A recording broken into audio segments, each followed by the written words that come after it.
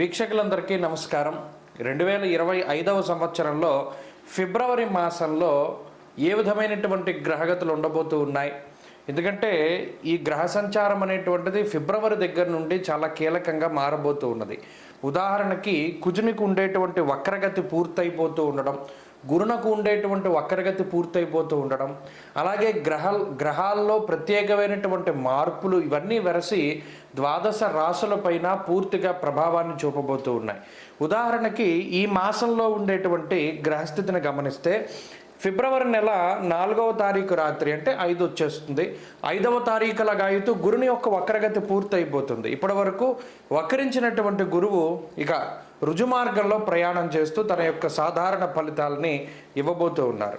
ఇక కుజుడు ఇప్పటి వరకు వక్రించి ఉన్నటువంటి కుజుడు ఈ 25వ తారీఖు తోటి ఫిబ్రవరి నెలలోనే తన యొక్క వక్రగతిని పూర్తి చేసుకుని తిరిగి మరలా తన యొక్క రుజుమార్గంలో ఆయన ప్రయాణించబోతూ ఉన్నారు.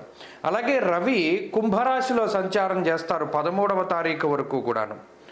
మకర రాశిలో సంచారం చేస్తారు 13వ తారీఖు వరకును. ఆ తదుపరి 13వ తారీఖు లగాయితూ కుంభరాశిలో రవి శని గ్రహాల యొక్క యుతి.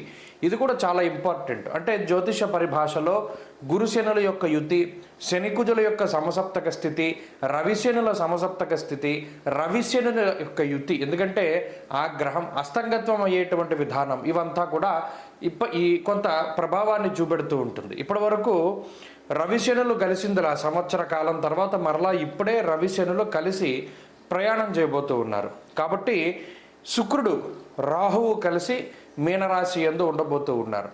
ఇలా ఉన్నప్పుడు ఈ ఫిబ్రవరి మాసంలో ద్వాదశ రాశులకు ఏ విధమైన ఫలితాలు కలగబోతాయో మనం తెలుసుకుందాం. ముఖ్యంగా ఈ మాసం అంతా కూడా దేని మీద ఆధారపడింది అంటే గురుడిచ్చేటువంటి ఫలితాల మీదే ఆధారపడి ఉంటుంది.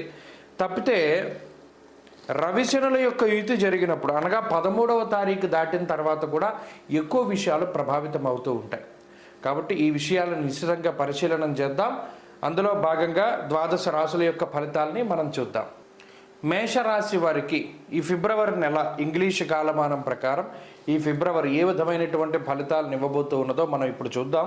ముఖ్యంగా ఈ సంవత్సరంలో 2025లో ఫిబ్రవరి నెల టాప్ మోస్ట్ నెల మేషరాశి వారికి. ఎందుకంటే ఇంత అనుకూలమైనటువంటి గ్రహస్థితి మరలా దొరుకుతుందో లేదో అనేటువంటి సందేహం కూడా మనం వ్యక్తం చేయొచ్చు. ఎందుకంటే 2వ ఇంట్లో గురుడు యోగిస్తూ ఉండడం, తృతీయ స్థానంలో రాస్యాధిపతి కుజుడు యోగిస్తూ ఉండడం, దశమ ఏకాదశ స్థానాల్లో శని రవి బుధ గ్రహాలు యోగిస్తూ ఉండడం, అలాగే చంద్రుడు బలంతో కలుపుకొని దాదాపుగా 1 2 3 4 5 6 గ్రహాల తాలూకు శుభ ఫలితాలు మేషరాశి వారికి ఉన్నాయి. అంటే గోచారంలో యాక్యురేట్గా 70% పైన గ్రహస్థితి ఈ రాశి వారికి చాలా అనుకూలంగా ఉంది. ఇంకా చెప్పాలంటే 80% గ్రహాలన్నీ యోగించినట్టే.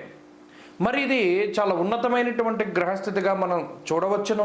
ముఖ్యంగా 2వ స్థానంలో గురుగ్రహం యొక్క వక్రగతి తొలగిపోయిన తర్వాత ఆ స్థానానికి సంబంధించినటువంటి కారకత్వాలు ఏవైతే ఉన్నాయో కుటుంబపరమైనటువంటి పరిస్థితులు, ఉద్యోగ వ్యాపారాదులు, ఆర్థిక పరిస్థితులు, అలాగే మాటకి సంబంధించినటువంటి విషయాలు, ఏదైనా గతంలో మనం మాట ఇచ్చి నిలబెట్టుకొని లేదా గతంలో మాట ఇచ్చి మాట తప్పి నిలబెట్టుకోలేనటువంటి పరిస్థితులు, ఇప్పుడు మరలా అటువంటి ఇబ్బందికరమైనటువంటి పరిస్థితుల్ని అధిగమించడానికి ఏదైతే మరి క్రియాశీలకమైన నిర్ణయాలు తీసుకున్నారో, అంటే మనం అన్నమాట మీద నిలబడాలి, మన మాట నెగ్గించుకోవాలి అనేటువంటి తత్వం ఏదైతే ఉన్నదో అది ఈ గురువు యొక్క రుజుమార్గ గతి వల్ల మేషరాశి వారికి ఉంటుంది. చక్కగా వారు అన్నటువంటి మాటను నిలబెట్టుకుంటారు. వాళ్ళు చెప్పేది 10 మంది చేస్తూ ఉంటారు. ఒక అధికారాన్ని చక్కగా మీరు ప్రదర్శించగలుగుతారు. వాక్ పటిమని మీరు ప్రదర్శించగలుగుతారు. లౌక్యంతో మాట్లాడగలుగుతారు. అలాగే కీలకమైనటువంటి ఒప్పందాలు, ప్రముఖమైనటువంటి ఏదైనా ఒక కంపెనీలకు సంబంధించినటువంటి పెద్ద పెద్ద పొజిషన్స్లో ఉన్నటువంటి మేషరాశి వారు చాలా రకాలైనటువంటి ప్రాజెక్టుల గురించో ఇంకో దాని గురించో వాటి ఒప్పందాల గురించో చక్కగా మీ అందరికీ కూడా మిగతా వాళ్ళందరికీ కూడా చెప్పగలుగుతారు. 10 మంది పెట్టుబడులని ఆకర్షించగలుగుతారు. అలాగే ఉద్యోగాన్ని సంపాదించుకోవడానికి మీకు ఉండేటువంటి స్కిల్స్ని మెరుగుపరుచుకోగలుగుతారు.